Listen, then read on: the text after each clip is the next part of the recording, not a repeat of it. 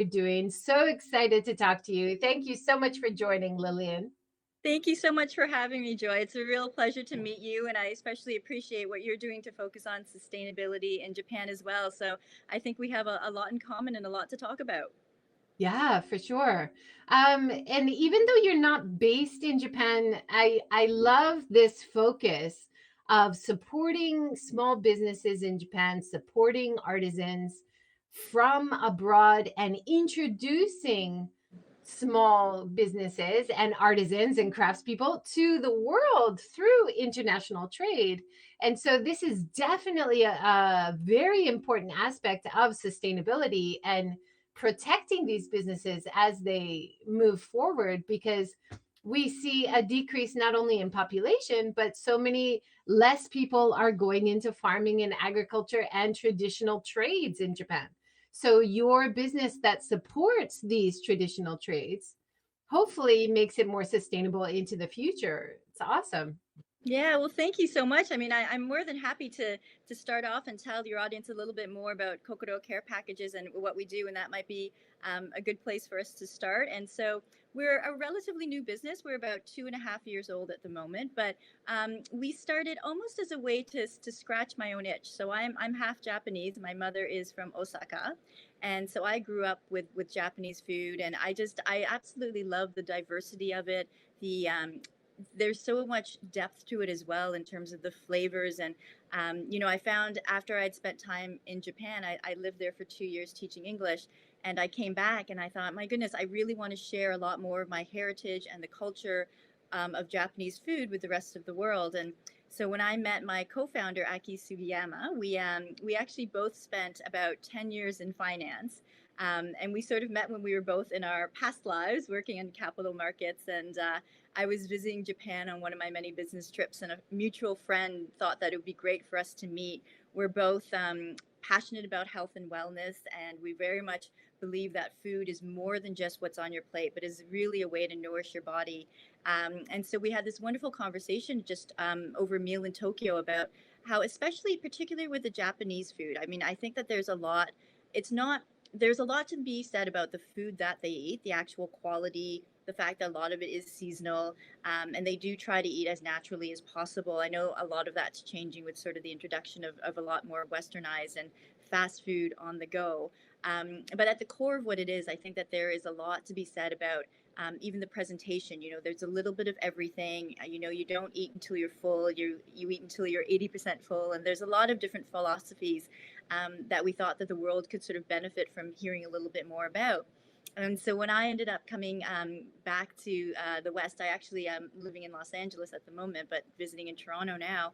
Aki and I kept in touch, and the idea of Kokoro Care Packages and a way of bringing authentic, real, natural foods to people around the world just started sort of rumbling up. And then at some point, we decided to sort of pull the plug and thought about ways of really delivering the true meaning of Japanese food, not just the food itself, but obviously we'll get into the types and the qualities of the food that we include in each of our care packages, but also the philosophies, and then supporting the local farmers and producers, which is a huge part of what we do.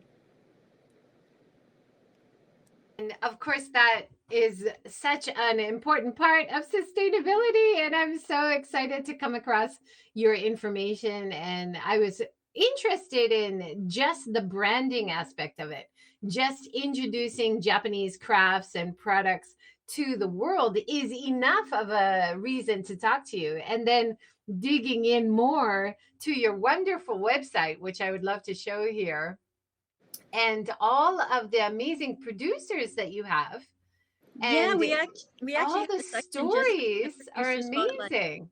Thank you so Yeah. much. Yeah, I mean, it was something that really blossomed as we sort of started to spend a little bit more time. And when we think about food, I'm a big label reader, and I really do believe that the food that I eat really drives my health and wellness. And so for me, I really wanted to make sure that all the foods that we included were free of chemicals, free of additives, as natural as possible.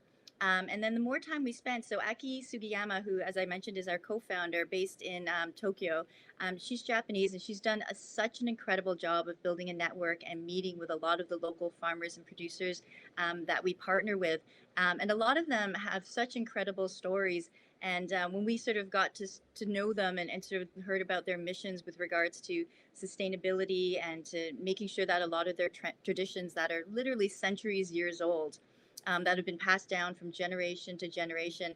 It's interesting, even as you're going through our website, I can kind of remember some of the stories. And when I think about, one of the tea farmers that does a goishi-cha, which is a fermented green tea, it was a family business that had been in his family for 400 years.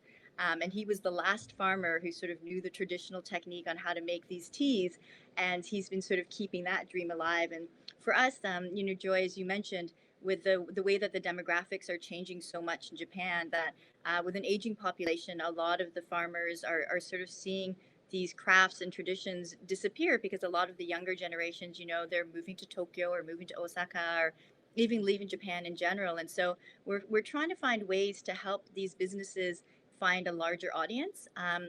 And so us, that's been sort of a blessing, and it's really wonderful. Us, we always say that we're sort of just the middle people, like when I think when people talk about the credit of what we do and the food that we're delivering, it really has to go to the local farmers and producers, because they're the ones who are lovingly and painstakingly creating these foods, and we are just able to give them a market. A lot of them, as you probably know, especially the older generation, I mean, they don't have websites, they don't use computers. A lot of times we get our orders faxed in, and Aki spends a lot of time on the phone, kind of the old-fashioned way, getting orders.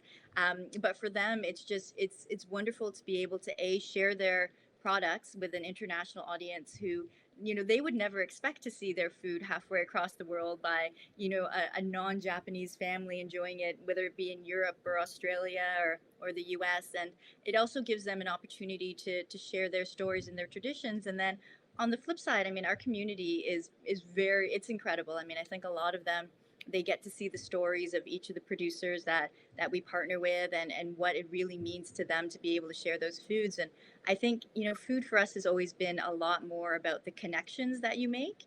And so for us, we're finding that for us, we're really connecting our community, no matter where they are around the world, with the local farmers and producers in Japan. And despite the language barriers, despite some of the cultural barriers, I think that there is a lot that people can share in terms of their love of food and their love of Japan and its culture. Definitely. And I heard this in your excellent talk with Arigato Food Tours, Lauren Shannon, who has also been in the series, talking about your amazing boxes that you're sending around the world, but also the demand in Japan, which I want to dive into in a minute.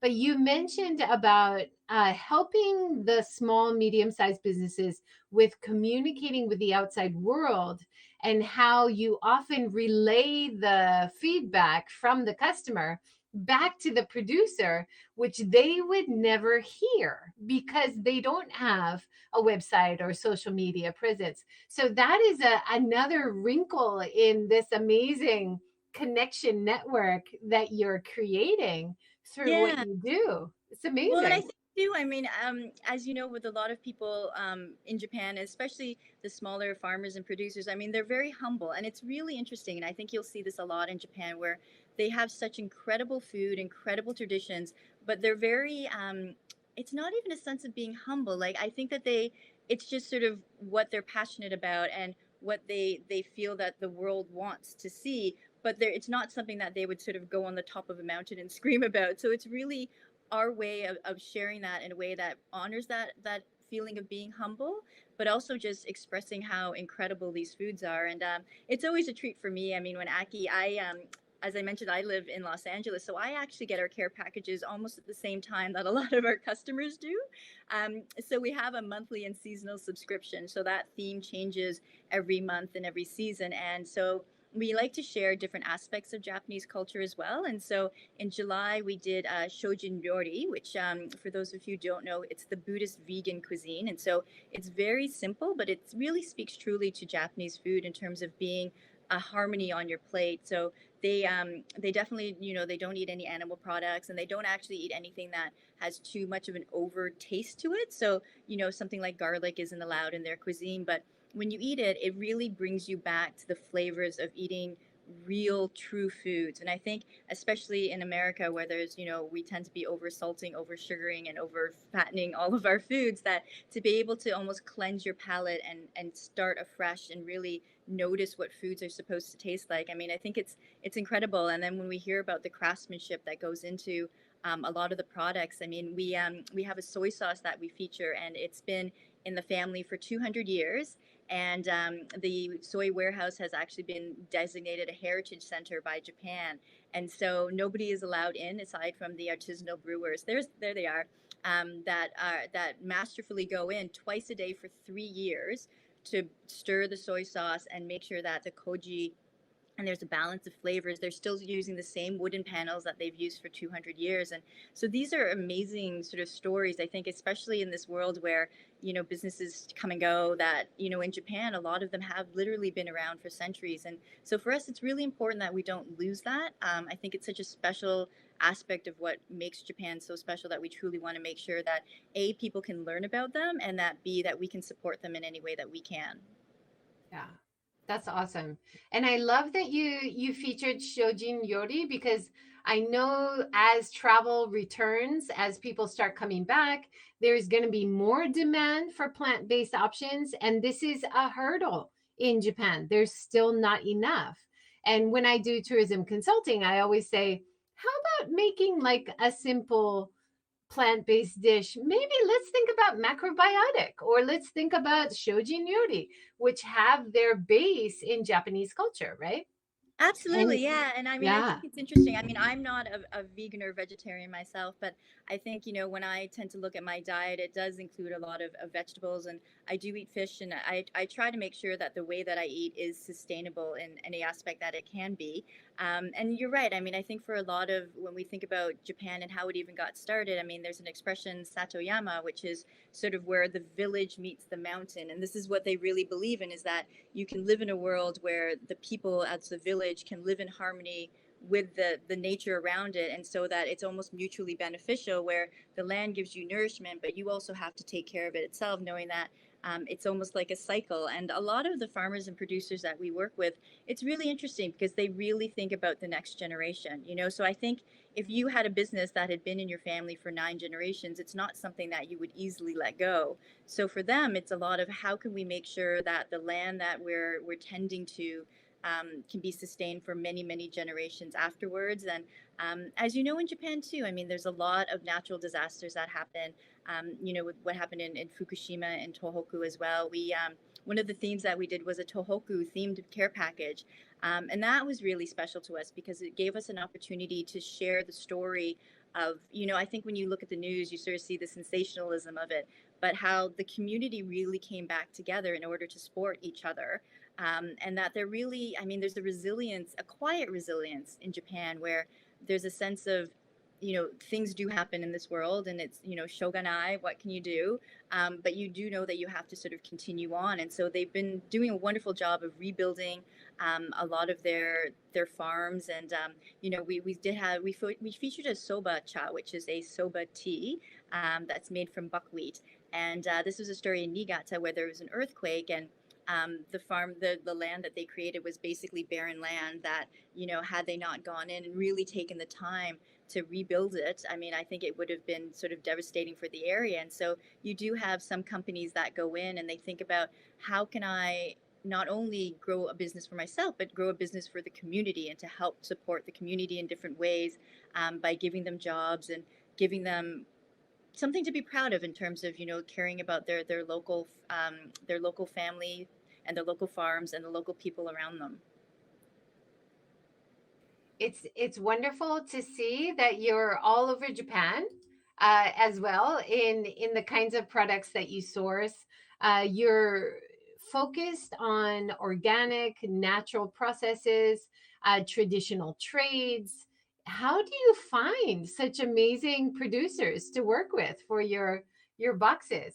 Yeah, we actually get this comment a lot. It's really interesting. I think a lot of kudos goes towards my co-founder Aki Sugiyama. So she, being based in Japan, I mean, she does a phenomenal job of networking and meeting people who share our values. And I think that that's really important for us. There's a lot of farmers in Japan who aren't growing for the sake of growing. And when we think about our business too, you know, I've always said that we're not here trying to make millions and trying to get sold or any of that. I mean, we're two women who are very passionate about what we're doing, but we're thinking about the long-term perspective of how can we grow a business that in and of itself is sustainable by supporting a lot of our values. So Aki does a phenomenal job. I mean, she goes to natural food expos, she goes to local farmers markets, and she's actually half Okinawan. So her family is from Ishigaki Island. And she has been able to find these incredible products. And a lot of times, it's interesting because you sort of talk about the Japanese market. When we first started, our website is entirely in English. And we thought, well, you know, this is going to be something, a way for us to share the local foods of Japan with people overseas. So whether it be somebody who has been to Japan or maybe just even wants to try Japanese food and doesn't really know where to start, gets a little intimidated when they start seeing, you know, these different ingredients that they've never tried before. We like to make everything really simple. So we include a full brochure that goes through all the products, all the producers, tells their stories, everything in English. We include the ingredients, suggested uses and recipes just to make it really simple. But to get back to her story, I mean, Aki has done such a phenomenal job of finding local products that are hard to find even within Japan, that we noticed that there was an interest of people asking, you know, from different regions within Japan, can I get access to this wonderful curation? Because, you know, each box has a theme. And this month we're doing Japanese herbs and spices. So we're really trying to focus on, you know, I don't know if you feel the same way, but when you travel to a place and you eat the herbs and spices, especially something that's been foraged and it's coming directly from the land, it usually has like a very distinct flavor that you will forever sort of remember, because it's the flavor, it's the aroma that really matches your surroundings. So you almost feel completely present with where you are through food. And so we're doing one, as you're showing there, with the Japanese herbs and spices, sort of focusing on shiso and wasabi and some of the lesser known ones as well. But we really try to sort of share with people different things that maybe they hadn't tried before. And so even within Japan, people reach out to us, and we actually featured from Okinawa. It was a smoked island tofu. So the island, the tofu is smoked, and so it almost has like a creamy, cheesy texture to it, but it has like a wonderful smokiness to it, and is such a unique product. Even within Okinawa, you know, I don't think it's something that people would have known about, and it's been one of our most popular products. So there's always something interesting that people, for even within Japan, are interested in trying. Especially those who maybe, you know, can't read the Japanese labels. We try to make it easy for them as well. Yeah, no, it's awesome because a lot of the companies and products you're featuring are so niche and small and only from one area that even for people in Japan, it's kind of hard to get this kind of variety, like something from Okinawa, something from, you know, Kanagawa and Osaka and different areas. On screen right now, you're showing the red shiso, which I just discovered not too long ago, a few years ago, as an amazing summer drink. It is so refreshing. And it's that deep red color, has a very wonderful taste. I think you just steep it with water and a little bit of sugar. It's not that complicated to make. And No, it's and this is it's interesting. The so products, awesome. even if Yeah. you look at the picture, the family above that, they're actually the ones that make the shiso.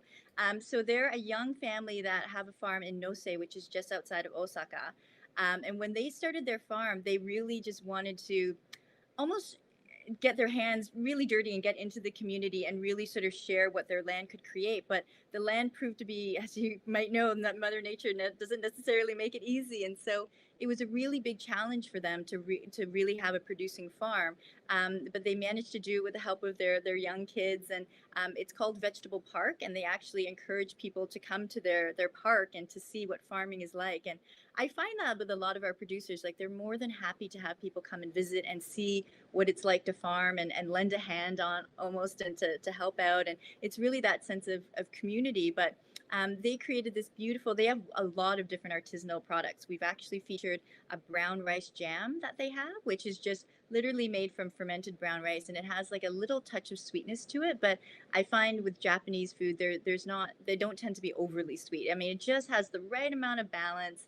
And so we're featuring a red shiso syrup, as you mentioned, that you can make into a little drink if you want to put it in some sparkling water. And it's something that grandmothers would almost feed to their grandchildren after a hot summer's day. And it was just so refreshing because it has that minty flavor to it. And so that's something we're very excited to share with people.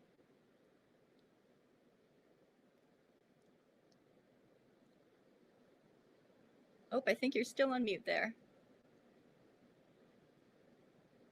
Sorry about that. Oh, Yeah. okay. So, introducing your wonderful website and how you talk about all these great recipes, because I think with all these great ingredients, it is a little bit of a hurdle knowing how to prepare it, how to make it. But your website does such a beautiful job in introducing Oh, thank you. pictures and how to make it. It's awesome.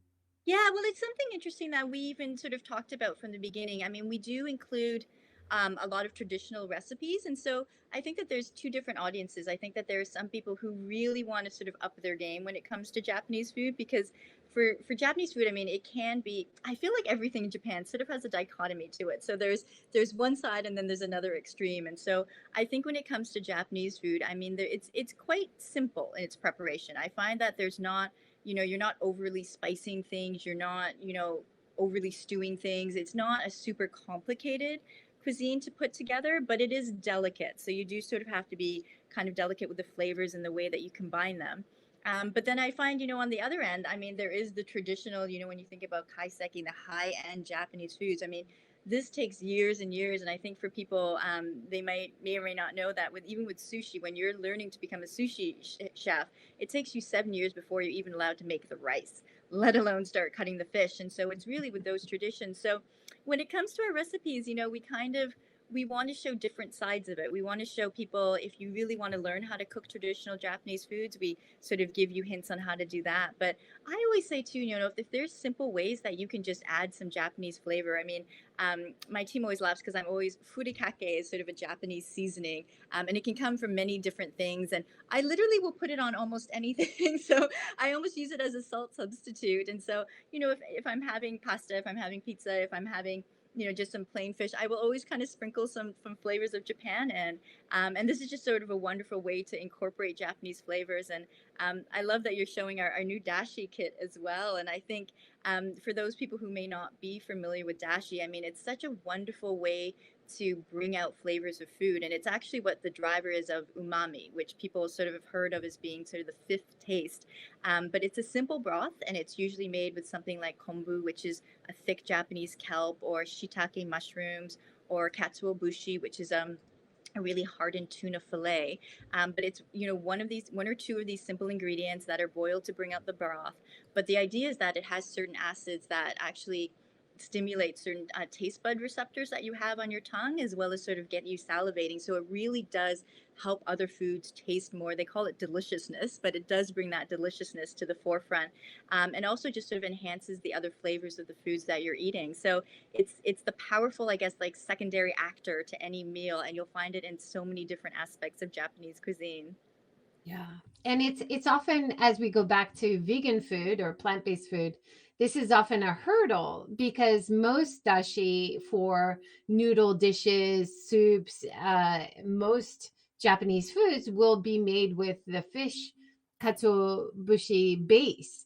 And so when you show that there is a real variety of deep flavors, umami flavors that you can create from shiitake mushrooms, from kombu, from different kinds of seaweed and kelp, that really helps not only foreigners trying to cook plant-based Japanese food, but also it helps Japanese restaurants and hotels who are thinking about how to change the dashi, which is the fundamental base for all dishes, to appeal to all visitors and all customers. Yeah, and I Because, think it's an right? interesting Yeah. aspect. I mean, I think for people who are vegan who go to Japan, I think it's becoming a little bit more popular now, but it wasn't something that was very sort of popular because I think the Japanese food tends to be seasonal. It does tend to include a lot of vegetables, and a lot of sea products, whether or not it be, especially when you think about something like seaweed. I mean, it's so ingrained in Japanese food, and there's a million different types of seaweed. I mean, when we talk about Okinawa, they have a mozuku seaweed, which is sort of brown and thin and almost slimy, and it has a beautiful texture to it. But it can be difficult because if you go to some places and it looks as if you're getting a vegan noodle dish, it's possible that it does have something like the katsuobushi, like the tuna that I mentioned, in the broth. So there is different aspects of it, that you sort of have to be a little bit cautious of if you're looking to be a strict vegetarian while in Japan. But I do think some of the areas are opening it up a little bit as they sort of understand the different markets in terms of people coming to Japan and what they're looking for. Yeah, for sure. And I have read so much recently about the power of seaweed and kelp to pull down carbon from the atmosphere. So we need more kelp and seaweed farms in Japan and around the world to save our oceans and save ourselves. So if we're using it more in our cuisine, wherever we are, that's a great way to increase demand and increase how much seaweed and kelp is being put into the ocean and harvested, and more and more carbon can be captured, so it's awesome. Yeah. Well, I think it's really important, I think, for everyone, as we sort of talk about how we want the world to look. And when we think about sustainability, I think it's very important, as you said, to kind of speak with your wallets and say, what companies do I want to support? And, I think it's difficult in this day and age because I find a lot of marketing sometimes makes things difficult to really understand, who's doing what and what's right. And so for us, I mean, it's really important that we actually get to know the local farmers and producers as well as we can, and sort of have that personal relationship with them. But it's always been so impressive. I mean, I think a lot of these producers, their farms started way before there was even technology. Like a lot of them still kind of embrace the old fashioned way of doing things. But I think for a lot of the flavors that you get, you really can't get them anywhere way else. I mean, I think you can try to look for fast alternatives, but for a lot of the food processes, a lot of them take 6 months to create one thing. And a lot of the different items that we include, they're handcrafted, or they just take time. But I think we spend so much time, especially with our food, eating without even thinking. We're on our phones and we're not even connecting with other people, that when you sort of like start to slow down and really appreciate what went into the food. And I mean, that's a huge part of Japanese eating in general. I mean, before you eat your meal, you say itadakimasu, which is sort of the way of saying, giving thanks for not only the food that you're about to eat, but everybody who's sort of prepared it along the way. And I think we're really hoping that our care packages will bring that opportunity for people to reconnect over, a shared love of food and trying something new and trying to remember how it is to cook again. I think a lot of us now are taking out and eating out a lot, which, can be great to support local businesses as well. But we really just think it's to have that mystery of what does something taste like, and wanting to try something new. And our care packages too, we find it was actually interesting during the pandemic, over the New Year holiday. So New Year's is very big in Japan. It's sort of the one day where everybody gets together. They clean their homes and they really want to start fresh. And they have osechi rori, which is sort of the traditional meal. And so we had that theme for our December care packages, and people ordered them for their family members around the world so that they could kind of come together and share a meal and share that special New Year's meal. And so that really, it meant so much to us to be able to connect people around the world in a different way that we hadn't thought that was going to happen. Yeah, that's awesome. Molly is joining us from the US, and she says smoked tofu sounds like it would be awesome. Yeah, from Okinawa. And I It I is, yeah. haven't I haven't found a variety of tofus in my supermarket or in my local area. So this is really special. You mentioned before for the shojin yori, the sesame tofu, which has a really different flavor as well. There's some great options around Japan, huh? Yeah, and we also, we featured yuba, which people might know. It's the film that actually comes on the top of soy milk when you're heating it, and it becomes really thin and silky smooth. And so it's a different type of tofu, but it has a wonderful, unique texture. And so for people who are vegans, I mean, I think sometimes people think of tofu, and they think of a block of bland tasting, soy or whatever it may be. But Japan has really, revolutionized the different textures and different ways that you can eat it and prepare it, to a point where it really does become sort of the highlight and the real core focus of its meals. But I think, yeah, I mean, Japanese food, I mean, it seems to generally be seasonal. And I think that's a huge aspect of what they focus on. And I think, for each of our care packages as well, when we introduce a theme, we might do something like yuzu, which is a Japanese citrus fruit. It's sort of the citrus fruit that it kind of resembles a lemon mixed with a mandarin orange, so it's a little bit sweet and a little bit tart at the same time. But that's very seasonal in the fall time, so we always try to bring that care package around in the fall. And so we do like to introduce people to flavors that they might not have tried before, but then also different regions as well. But the smoked tofu is one that's been very popular, and we're actually in the process of making some of our products available individually, because I think also when we think about, first of all, people get our care packages and they fall in love with something and they say, well, how can I get it? And there's like, I searched the internet and I couldn't find it. And I think a lot of times they don't have websites, and these are very unique foods that are very hard to get. But we also want to be able to support some of the local farmers on more of an ongoing basis. And so when we feature one of their products in our packages, and it was in that 1 month, we sort of think about how can we make this more of an ongoing partnership. And so we're hoping that, we spend a lot of time on logistics, but as we sort of make that, figure out how we can do that best, we're hoping to make the products available for purchase as people want them. And then as of right now, you can always email us at info@KokoroCares, and we're happy to source some of them in bulk items for you as well. That is a really good point, because once you introduce someone to something new from Japan, and then maybe they have Japantown like LA does, not too far from them, but there's a lot of places around the world where they don't have access to these ingredients besides through you. So having that ongoing way to get products that they really love and become part of their diet, that would be a great resource.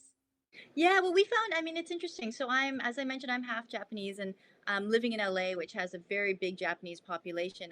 And they have a lot of great, big Japanese grocery stores like Mitsuwa, Marukai. But I find even with them, you end up getting the same typical types of food. So you'll see, soba, and you'll see sort of the same things. And a lot of people, you get a little intimidated because you don't know what everything is. But it's also, I find that it's almost, I wouldn't say it's a little superficial, but it's not our foods that we really want them to be unique in a certain way, that they really either have a wonderful story to them or a different flavor that maybe people haven't tried before. And I think a lot of times too, it's a lot of the bigger producers that end up getting their products, the mass producers, into these grocery stores. And for us, we're more focused on some of these smaller producers that, like they wouldn't be able to get themselves into a big trading company that's going to ship their stuff across the oceans to different people. And something else that I noticed too, and it was really interesting. So my Japanese is not as good as it could be, but I've brought my mom to the Japanese grocery store before, and sometimes we'll look at the labels and they'll put an English translation on it, but they don't match up to what's actually inside the products. And so I think for a lot of people, we want to be the company that people can trust in terms of, if you get anything from us, you'll know that there's no chemicals, there's no additives, we're being as transparent as possible, and that we're really speaking to the local producers to make sure that we represent their products in a way that makes the most sense. But yeah, I find that even in Japanese grocery stores, I mean, if I'm completely honest, this was almost my way to scratch my own itch, because I was even getting a little tired. I'm like, the food in Japan is so much better than what's represented in a lot of these local Japanese grocery stores. How can I get real authentic Japanese food? And so this was a wonderful way for me to get my own foods shipped from Japan. But it's a really wonderful way to experiment and see new types of flavors in a way that we hope is not intimidating. And I think some people can, as I mentioned, get very intimidated by Japanese cuisine, but you'll sort of find out that it's really simple. And as I said, you can even add a dash of flavor here and there, and it'll really make a difference even in just your general meals. Yeah, that's wonderful. And the label and information available on packaging is a really good point.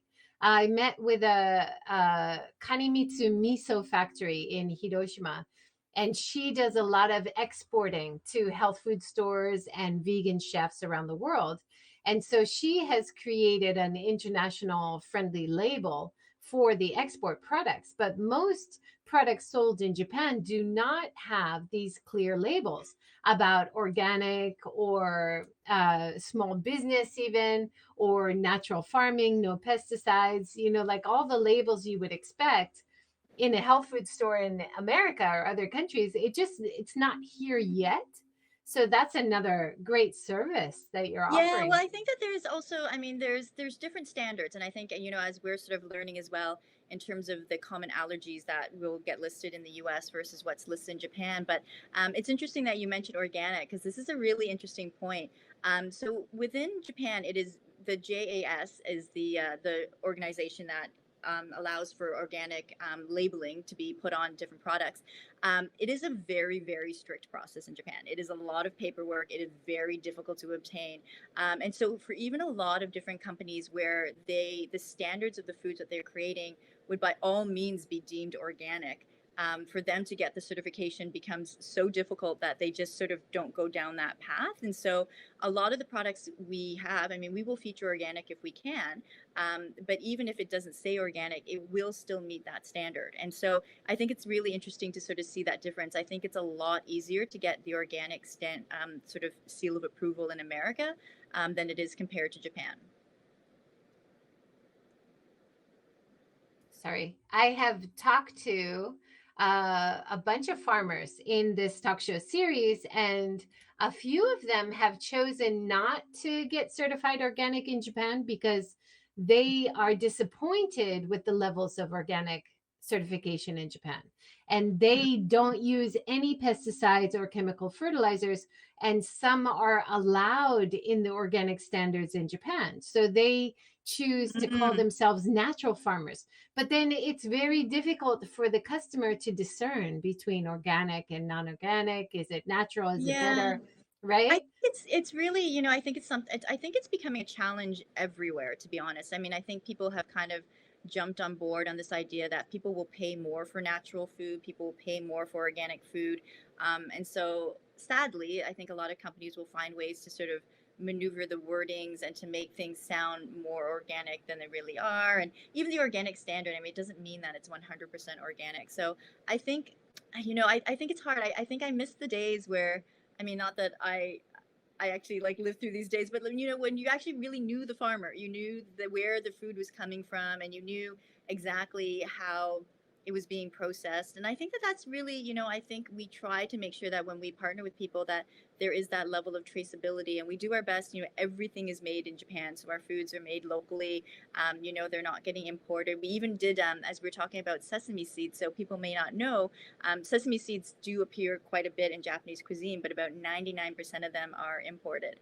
And so when we featured our sesame seeds, they were locally made and one of the few local producers that are still making sesame seeds within Japan. And so it's really interesting, I think, as things change. I mean, we do open up to different, import exports, and people want things year round from every country. And it's an interesting balance for us, and I think when we talk about being able to also understand that our producers are small batch producers. And so when it's something that we worry about too is as we grow and we become popular, how do we make it more manageable so that our producers can still be authentic and without having to feel a demand of international market that may be more than they're expecting. And so a lot of times, we anticipate when we do the single item sales that things are going to sell out, and it's literally a matter of, well, it's not the season, and so we have to wait, for the next crop to come in or the next batch. But I think that that's hopefully going to make a little bit more of what we're doing seem really special. And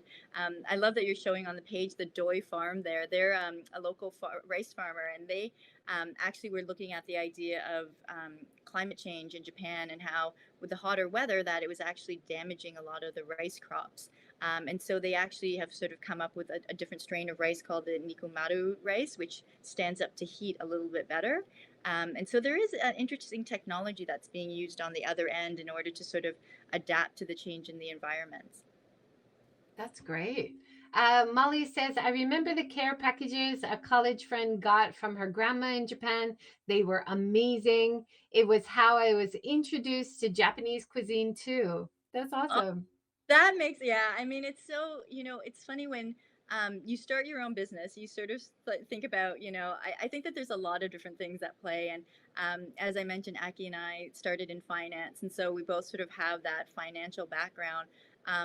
But we really care about, it's interesting. I mean, I think like we deeply mean this. So I think for a lot of people, kokoro actually, it means heart in Japanese, but it means like a lot of things in Japanese, there's more nuance to it. So it means emotion, it means connection, it means love, it means a lot of those things. And so when we think about our care packages, I mean, each and every month we're putting together these thoughtful ideas of, how can we combine different types of food. So, we always try to include a drink, whether it be a tea, and then a rice or something wholesome that you can make a meal around, a quick snack that you can eat kind of right away while you're sort of thinking about that meal that you're going to have. But we really want to expose people to the different connections, and it's been really incredible for us. And I think when we think about our audience, we absolutely love the idea that people, I don't know, like there's something touching about it when you think about delivering food from a small local farmer in Japan to somewhere across the world, and just seeing the love and the mutual respect that's happening on both sides. I mean, it's been such a joy and it's been such a treat. And I know it gets said a lot when it comes to being an entrepreneur that you have to sort of do what you love, but I feel as if our community and our producers love what they're doing so much that it almost makes what we do easy, and we are just sort of the benefactors that get to connect the two dots. And so it's really incredible for us. And I mean, we always encourage people to reach out to us at any time and, share their stories, because I think that stories mean a lot. I think food is food, but it's the meal that you had surrounded with, your family, your friends, or that place that you were at that time. And I think that there's so much more to it. And we hope that our care package can kind of bring that to you, that it's not just food, it's who's that person that created it? What's the story behind it? What's the story that you're going to create when you make that food, that we're hoping that people will be able to share once they get their care packages? Yeah, wonderful. As women who run a business, I do notice that you are featuring women as well as men. And often when we're talking about growers or craftspeople, the focus is almost entirely on men. Is this something that you're seeking out to try to have more of a balance? It's wonderful to see a local woman in Nagasaki here who's doing indigo, because indigo in itself is very sustainable, but also women are very involved with the natural dyes and the textile industry more in Japan. So it's wonderful to see Yeah, and this I think this is represented. really interesting because I think, as you sort of mentioned, Joy, that indigo is sort of known for that beautiful blue color that's actually known as Japanese blue, because it's so popular in Japan. But we actually featured a tea that's made from indigo as well. And so what's really interesting is I think in Japan too, when you look at the plants, that almost everything gets used. And so, a favorite expression of my mother's is mottainai, which means don't waste anything. And I think that that's something that's been around in Japanese culture for a very long time. When you think about the plants, I mean, they use everything from the stems to the leaves to the roots, and nothing gets wasted. And so it's a really sort of a long way to get back to your question. I mean, I think that when we specifically talk about women in these industries, it's interesting. I don't think we necessarily seek out women. We just seek out stories. But there is one, Yuzu. There she is. This is wonderful. So Yuzu Riko, which is the one down at the bottom there, when she started her company, she was about 66 years old. And she was in Tokushima, which is a region that's famous for its pesticide-free yuzu. But unfortunately, because they grow up on mountaintops and with the aging farmers, they're not able to make the climb to get these pesticide-free yuzus. And so she noticed a lot of them were going to waste. And so she actually started her own company at 66 years old, and she was bringing in younger farmers who would help with the harvest. And she started her own company, and we featured her yuzu miso, which is maybe one of the most delectable things I've ever heard. And I think when you eat Japanese flavors, you're supposed to eat a little bit of everything, but I could do this by the spoonful. But it mixes the sweet citrus tartness of yuzu with that umami rich flavor of miso, with just a hint of sweetness, and it's so delectable. But she has a wonderful, a lot of different yuzu products. They also do yuzu peels, which can be candied, and so you're not just using the flesh that's on the inside; you're also using the peel as well. So, and a lot of our farmers, yeah, they don't use pesticides, and they don't use for like they don't use unnatural fertilizers for a lot of what they do. And I think that's really important. I think we have to start sort of thinking about where our food is coming from and the traceability of it. And so for us to meet, local farmers like this, be it men or women, I think it's really incredible to hear their stories. That's great.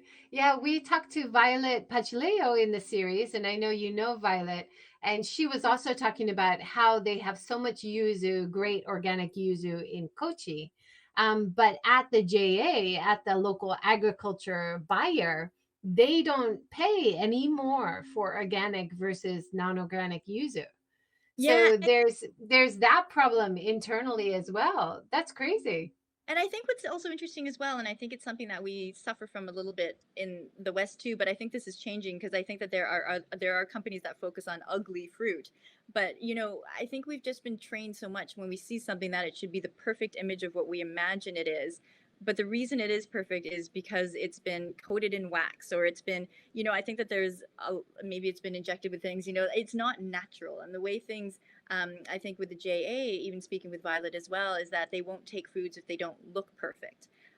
So the foods that are just as good, like even taste better to me, because that they are natural. They don't necessarily make it to the shelves or into products at all, and end up getting wasted. And so I think for the company, what we're doing too is we kind of are able to give these producers a way to go directly to the customers through us, and then they don't necessarily have to sort of abide by rules that are really drawing them away from what they love to do and what they're trying to create. And I think an interesting aspect too is a lot of the people that we partner with, I mean, they're farmers first. They are producers and making a product, and so for them, they're not really about advertising, they're not really about growing market share or any of these terms that we use. And so we're hoping that we can kind of give them a nudge to help support their businesses, so they can focus on what they're good at and what their sort of expertise is.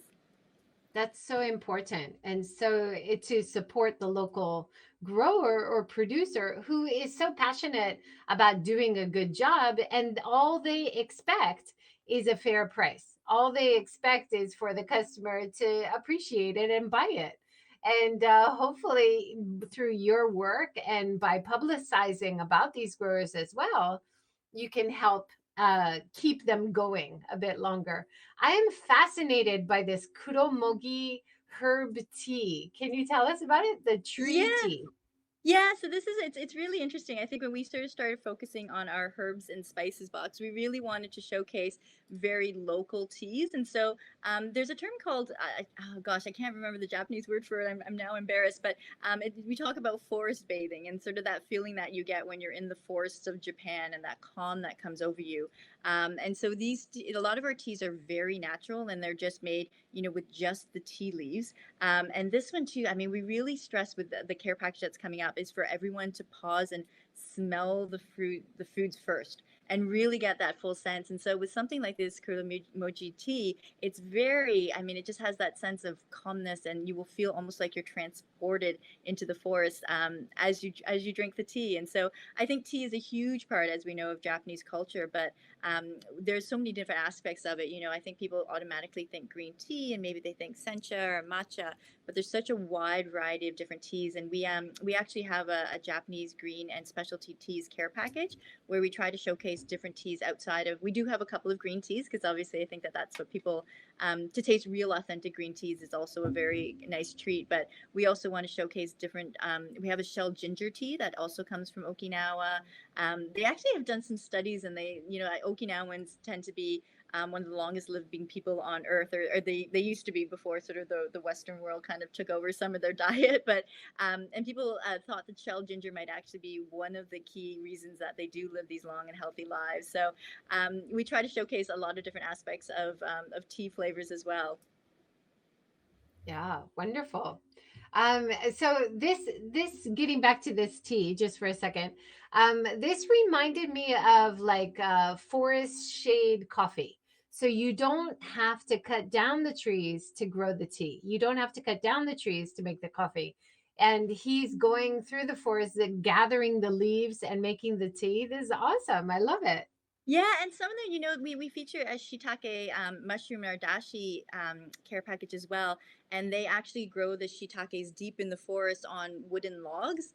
And that really adds to that earthy flavor as well. And so I think for a lot of them, I mean, they aren't harvested, they aren't cultivated in factories or anything of the sorts. Like a lot of them are definitely going out and they're featuring what's in their own backyard. And we featured this wonderful chili sauce that came from Okinawa again, and the owners actually pick herbs and spices from their own backyard, and they put it into this beautiful tea, this beautiful sauce that has a wonderful spiciness that really is reflective of the Okinawan culture.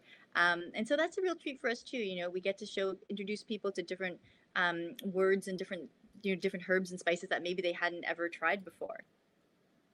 Yeah, that's wonderful. Um, you said that you connected with Aki in Tokyo, not only because both of you had a background in finance, but both of you were interested in fitness. So, how do you see fitness connecting with the kinds of care packages and the kind of products that you promote on your website? Yeah, so it's really interesting. I mean, first of all, I'm going to maybe embarrass Aki a little bit, but she was a bodybuilder and she actually competed for Japan on the international stage. So we both very much understand how much food can impact, not only your well-being, but your energy levels and your strength and wellness. And so for me, working out is a very big part of my life. It's something that I try to do every single day. And we've really learned to realize that the food that you eat um, it's interesting. I think that there's two different ways of it. I think the food that you eat can definitely um, create an outcome that you're looking for. So in terms of fitness, there are ways that you can sort of manipulate, especially when you're thinking of bodybuilding, of your body composition of the certain foods that you take. But I really do 100% believe that the quality of the food that you eat gives you the energy that you need in order to be able to lift heavier things or have that flexibility when you think about all the omegas that are in fish and things like that. There's so much that the Japanese diet, I mean, there's just little things to it that I think, people, it might not be intuitive, but even when you think about, sushi and there's always that pickled ginger that comes on the side. And people might not know this, but the reason that they have that there is because ginger helps sometimes to fight off bad bacteria that can happen. So in the olden days when they didn't have refrigeration for the fish, they would pair it with the ginger. And that way, if the fish was a little bit off, the ginger would sort of help calm your stomach. And so when we think about Japanese food, there's always a reason why everything is there. So there's no wastefulness, there's nothing that's there for the sake of being there, but it does sort of incorporate a full meal together and create that balance. But I do think that, my energy levels, everyone sort of, wonders why I never tire. But it's really just because, I think I'm eating good quality food. And I think that that's a big part of what we need to go back to is just really eating within the seasons. There's a certain reason that like certain food grows at a certain period of time because maybe that food nourishes you in the way that your body needs for that temperature. So, like coconut water is very refreshing and you get coconuts in tropical regions because that's where you need sort of the refreshing electrolytes to keep you hydrated. So a lot of these things make sense. And I think, when we become a little bit more in tune with what nature is giving us, our bodies can function at their optimal. Yeah, wonderful. I'm showing your beautiful and amazing Instagram page as well right now. Do you guys have staff doing this for you? How are you doing all these amazing photos and short videos and all the publicity information? Is it really just the two of you? It's amazing. Yeah, so people sort of ask us. We have a wonderful team. So Aki and I are the co-founders, and we have a team. There is somebody who helps us in the U.S. and she's been incredible. She sort of started. She's bilingual and she's able to help us with a lot of the translations. And so what people don't know is that when we find a product, obviously all the information that we get from them is in Japanese, and so she's able to do a lot of the translations. We have a person who's helping us part time with the marketing as well. And so they come up with a lot of the beautiful designs. We have another woman who's with us in Japan who's just been absolutely incredible. She does a lot of the design work. And so when you look at the brochures, those are all coming from her. So it's a very small team. I think people are always shocked when they hear about how small it is. But I think this sort of, speaks to, we want to be real people, like I think sometimes when companies get too big, you start, and I think, it's an interesting entrepreneur question. I think people are always talking about growth. And, I remember when I first started my company, I always laughed. People were like, well, what's your exit strategy? And I was like, well, I haven't really entered yet, so maybe I should do that first. And I think, when we think about our business, we're not thinking necessarily about being, we do want to be successful, obviously, because I think the bigger we get, the more impactful we're able to be. But we're not just trying to grow for the sake of growing. So a lot of what we put out there, we really want to focus on the quality. So the information that we put out there when we write a blog or we do a recipe, we try to make sure that it is as accurate as possible and provides a lot of information. And I think even when we talk about social media, it's kind of, I mean, if I'm honest, it's kind of, I have a love-hate relationship with it. I think it's become a point where people post for the sake of posting, or they're just trying to get followers and likes, and that's never really been our strategy. I mean, I want people to genuinely enjoy the products that we get, and I genuinely want to hear the feedback. If people tell us something, they didn't really like something, or they didn't know how to use something and we didn't make it clear to them, we absolutely want to hear that feedback. And I actually still answer all the customer emails that come in. And I want to know what people think. And I think for us, we are really trying to be those the network between our customers and our producers. So we want to know, on both sides, what do people want to hear? What do people want to learn about? What are they interested in? What's the next theme? And then, from our producers, when they sort of think about like, what does an American audience like? Like what kind of taste do they have? I mean, we want to be able to share that information back and forth. So for us, it's really just about being as honest as possible. And there's Aki. You found her. I found her. Yeah. Yes. No, I am so impressed by everything Thank you that so you guys are doing. You're doing an awesome job. And like I mentioned before we started, I would love to talk to you in every season when you put out a new box and go through all these wonderful stories of all your producers, how you found them, what the products are. So please come We would love back. that. Yeah. Well, Next thank you time so with much. Aki together, maybe. I think it's a great idea. When we sort of talk about it, it's really funny about our team. Aki and I, and this always shocks people, we've only met each other 3 times in person. So people think that this is absolutely crazy to start a business with somebody, but I think that there's a real belief that when something feels right, it feels right. And when we first met, we just sort of hit it off so well that there's never been any moment where we sort of doubted what we were doing. And so, they always say pick your business partner very carefully. And I think we just got blessed with the partnership that we have, and also, the partners that we have locally in Japan, our team as well, and then our customers too. I mean, I don't even like to call them customers. I sort of like to think of them as our community. Even when you're scrolling through our Instagram page, a lot of that is just community members sharing with us what they've created, and I almost love seeing that more than watching us sort of create some food on our own. We want to see what people are doing, and sometimes they surprise us with unique ideas that we hadn't thought of. Yeah. Wow, it's awesome. We have a few more minutes. Is there anything we haven't touched on this time that you'd like to talk about? Yeah, I think, in terms of just the different products, I think a lot of times people think of us only as a subscription business. So we do have a monthly and seasonal subscription with a changing theme every month and every season. But we do also have collections care packages. And so those collections care packages are available year round. And we wanted to sort of make those more as an introductory way into sort of you're stepping your toe into Japanese food, because you know exactly what you're going to get, and it comes with full recipes. And so that's sort of an easy way. We have our Creative Beginnings Redefining Wa care package of Japanese cooking essentials. So I think as we're talking about with minimal ingredients, you need to make sure the quality matters. We have a tea care package, a snack one, a dashi one, a noodle one. And we're actually, now that we've been speaking about vegan, the Shojin Ryorari care package was such a hit that we're actually going to come out with a permanent vegan care package for everyone, so they Yay! can order that one That's year awesome. round. And if they order by the end of the month, they'll be getting our Japanese herbs and spices care package. That's fantastic.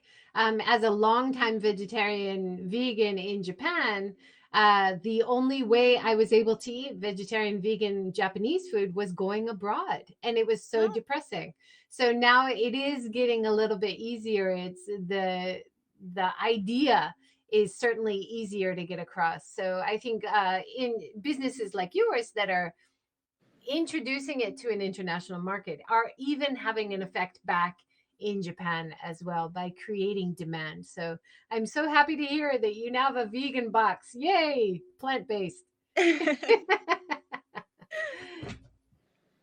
Your packages are so beautiful. Give us a ballpark. So it costs about how much per Yes. subscription or Yeah. per So box? our monthly care package comes at $55. And if you order more, you can order just for 1 month, 3 months, 6 months, and 12 months. And the further out that you order, it becomes a little bit more affordable that way. And then we also have our seasonal care package. So that comes out every 3 months. And with the change of the seasons, and that one's $95. The monthly usually comes with about 5 or 6 artisanal products, and then the monthly comes anywhere from 7 to 10. And then we also include a unique gift. So we like to find something more on the artistic side of things, and we're actually doing a cognac soap. In the one that we're going to be featuring in September. So people might know cognac as sort of, it's become a noodle substitute almost, because it has high fiber and low carb content, but it actually makes for a beautiful soap. And so we're going to be featuring that in Wow. our fall care package as well. How fun. And tell us a little bit about your customers just for the last minute. Yeah. Where are most of your customers at? Yeah, so we ship to about 35 plus countries worldwide. And so even if you go to our website and if your country isn't listed, we're happy to sort of see. We basically ship anywhere that Japan Post ships to. The majority of our customers are based in the US, but I think that's just sort of the nature of the beast in terms of where the e commerce world lives. But we do have a lot of customers in my home country of Canada, Australia. We do have customers within Asia as well, and Europe. And so pretty much worldwide. And we do get questions sometimes to, do we ship to certain countries in South America and Africa and as well. Obviously, the pandemic has made things a little bit complicated to some countries, but feel free to reach out at info@kokorocares.com. We're happy to sort of investigate if we can ship to your country as well. But basically, anywhere Japan Post ships, we're happy to send our care package to you. That's awesome. Well, thank you so much, Lillian, for joining. That was great insights about a little bit about what you do, and I look forward to more insights the next time. Thank you so much, Joy, and to all your audience as well. We very much appreciate your time and your support, and we had a lot of fun, and we definitely hope to be back and to sharing more of our regional products with your audience. Thank you so much. Definitely. Thank you so much, Lillian, and thank you everybody for joining today. And this is, of course, the end of the week, but I am talking about cleanups over the weekend with Marik, who's a shark and oceanographer expert on the weekend, talking about cleanups where she is in the Europe area right now, European area. On Sunday, I'll be doing a cleanup on Miyajima Island, Hiroshima's famous Miyajima Island, which has a lot of plastic washing up from the oyster industry, unfortunately. So we'll be doing a live from there. And then next week, we have some more great talks for great guests from around Japan. So please join us again. Thank you so much, Lillian. Thank you, Thanks so much, everybody. Joy. I appreciate it. Thank you. Have a great day. Have a great weekend.